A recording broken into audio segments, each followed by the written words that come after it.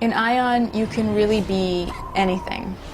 There are really so many cool options for tweaking your look, your play style, and your stats. Everything from combat to customization is and can be personalized. It's the most connected I've ever felt to any MMO.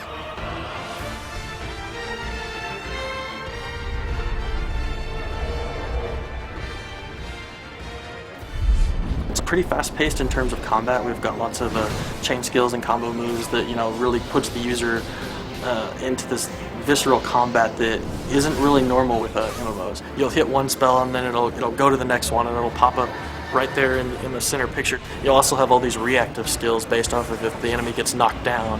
If you block something, then you can shield bash them back. We really tried to redefine a new type of gameplay in MMOs. We have PvPvE, which is player versus environment. So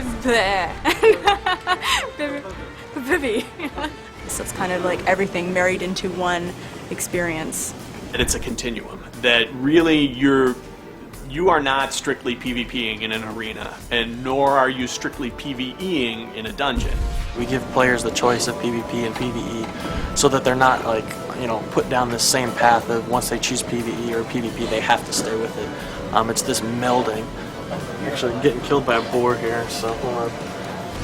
When you first go in, you of course pick the faction you're gonna fight for, and then the next thing you do is pick which class you're going to play. And these 4 classes are the warrior, the priest, the scout, and the mage.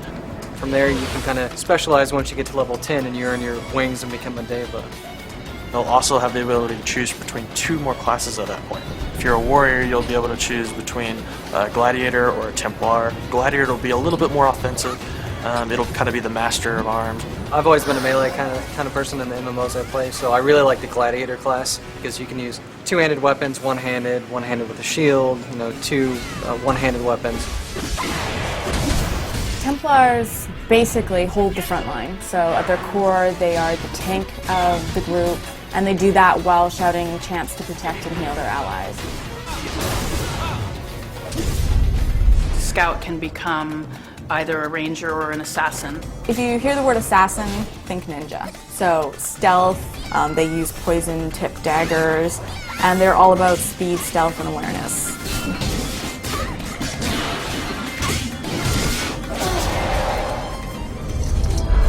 Rangers tend to work alone or in a specialized group, and they will really be the ones that are going to cover their tanks that are moving forward. They not only have the ability to shoot you from afar, but you may never ever get the chance to get close enough to even get one hit in.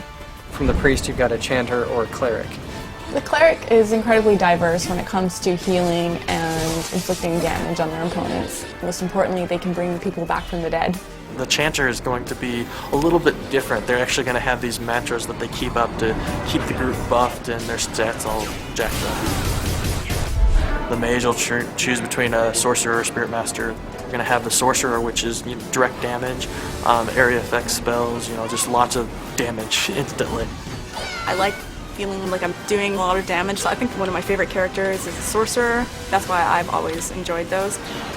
The spirit master will actually be able to conjure up a different spirit, fire, water, earth, so it'll be 8 total classes. They do fill those typical roles, but there are also ways that you can change that a little bit so that you can have a unique cleric or a unique warrior that's not necessarily the same warrior that everybody else has.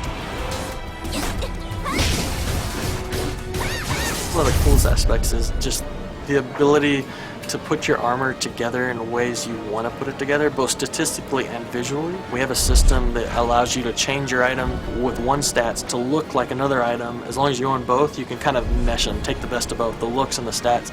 You're going to be able to create a really unique persona in the game, with mana stones, with color dyes, and with the stigma system. You will rarely ever find anyone that looks exactly like you in the world. That's something that the development team took really seriously, was customizing your character and customizing your gameplay.